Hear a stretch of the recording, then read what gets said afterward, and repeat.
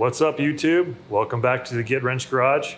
Today, we're going to continue on with our install of our new exhaust and forward controls on the Iron 883. But first, we need to remove the passenger pegs.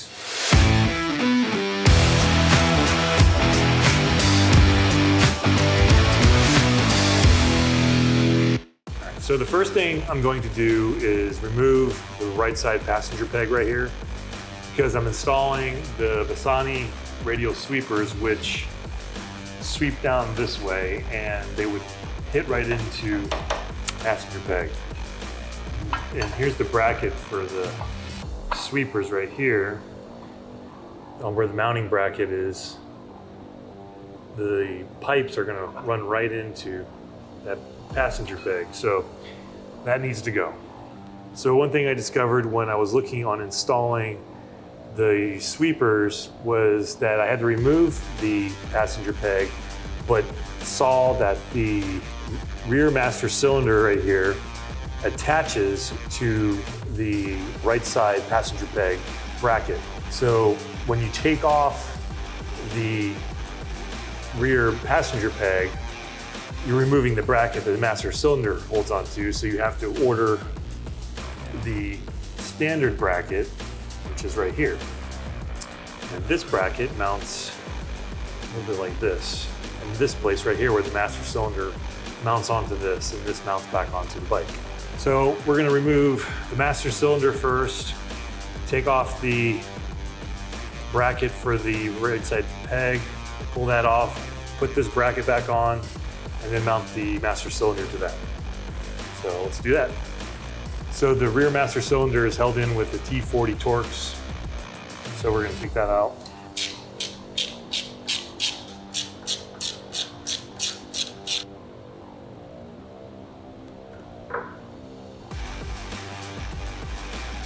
And we'll just let that dangle right there. And the rear passenger peg mount is a, let's see, we've got 5/16.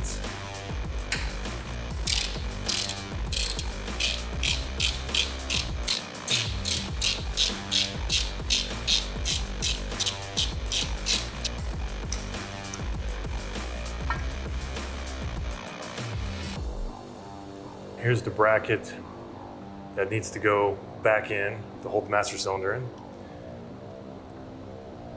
We're gonna mount this bracket right here. We're gonna use these screws. We need to put a little Loctite.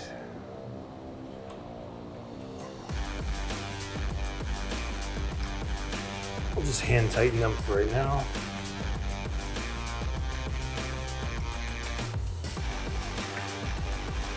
And once those are hand tight, look at the service manual, and these need to be torqued down to 18 to 22 foot-pounds.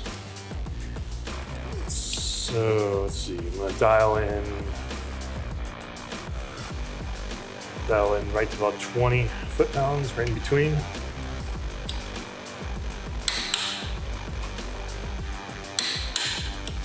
That's 2. Now these 2 are torqued down to spec. Now we're gonna mount the master cylinder back up. So again, put some Loctite on these, and we'll go hand tight. And need to look in the service manual. These screws that hold the master cylinder on need to be torqued down to 130 to 173 inch-pounds.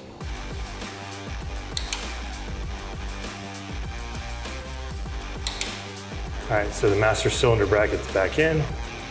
Now the bracket for the sweepers will fit, and the pipes can go right in here.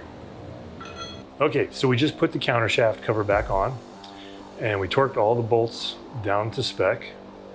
And then I added the sweeper bracket that's gonna hold the exhaust on. So now we can move on to installing the exhaust. A few minutes later. So we're ready to start installing the new pipes onto the bike. I've prepped everything already. The new exhaust gasket is installed on both sides. The flange and C-clips are reinstalled, and so is the O2 sensor. All right, so let's get to it.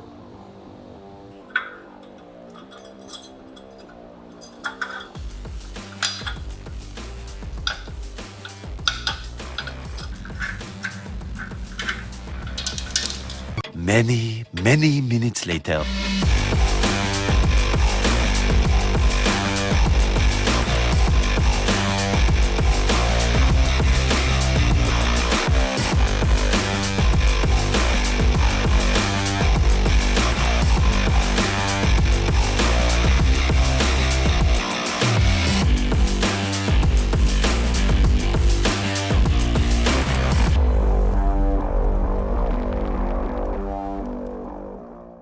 Three days later. All right, exhaust is done. Now let's move on. Let's do the forward controls. All right, so we have our right side control laid out.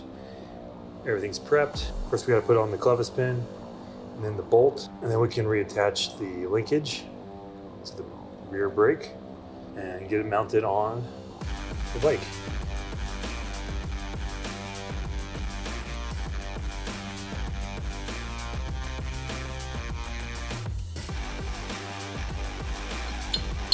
We're going to tighten down this screw. Torque this up. It's about 13, 17 foot-pounds. The right side control is assembled, and we can now mount it onto the bike. Right there.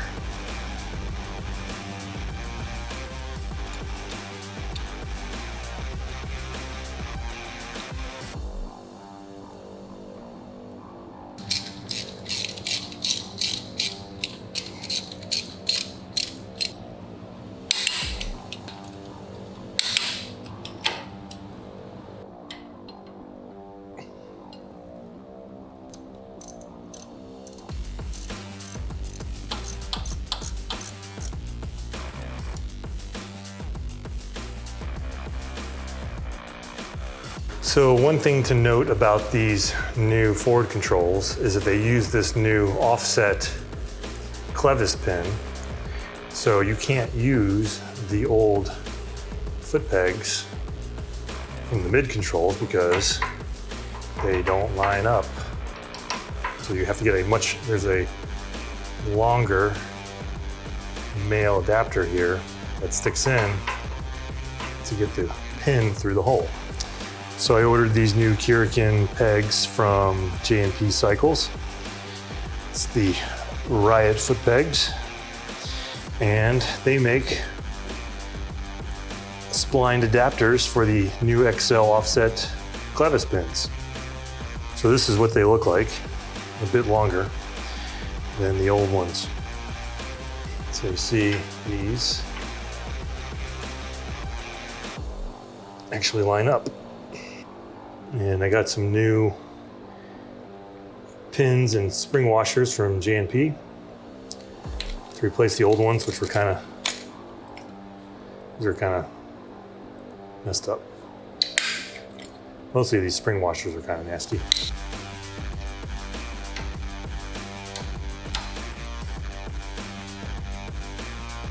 All right, here's a new peg. I think these are pretty cool.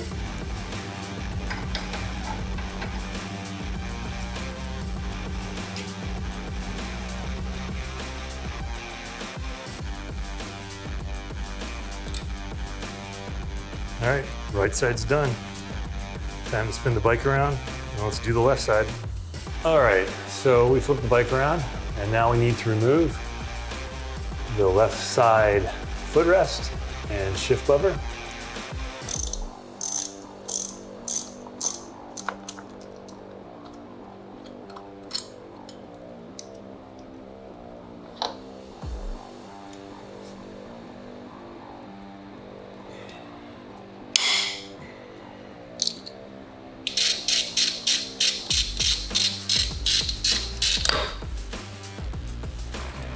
And they send these nice little plugs to put in the hole where the screws are, I should say. All right, so now we need to assemble the shifter assembly. So we're gonna put the clevis pin, the bracket. We need to put in clip.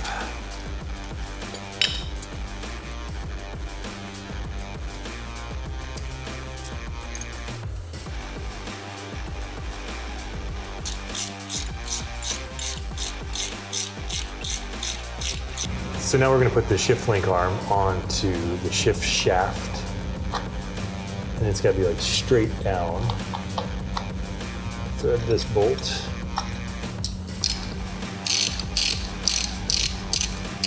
And we're going to torque this down to between 16 and 20 foot-pounds.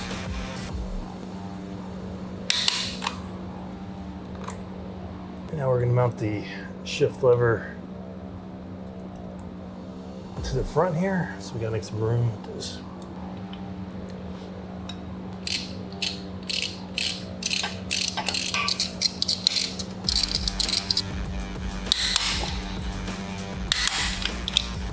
All right, so the last thing is to attach the shift linkage to the shift lever here and here. Put these two screws, the shorter one goes on the rear, longer one up front.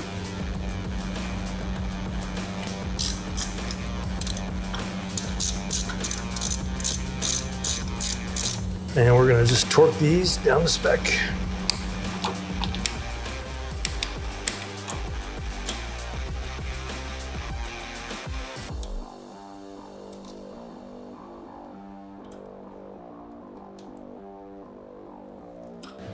All right, so we're almost done. We're gonna be putting on this shift peg right here.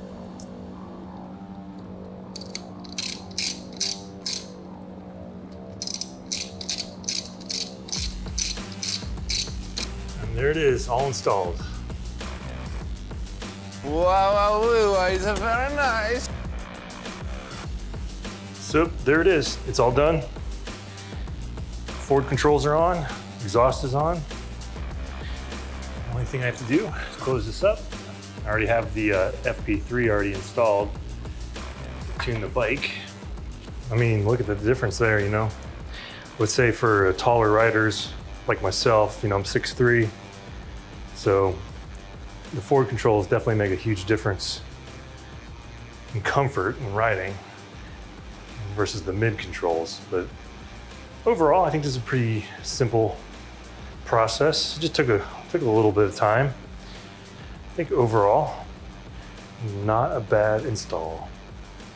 So that went pretty well. It wasn't too bad. So, you know, if you like what you saw, hit that like button below, hit that subscribe button, and I can't wait to see what these sound like on the road.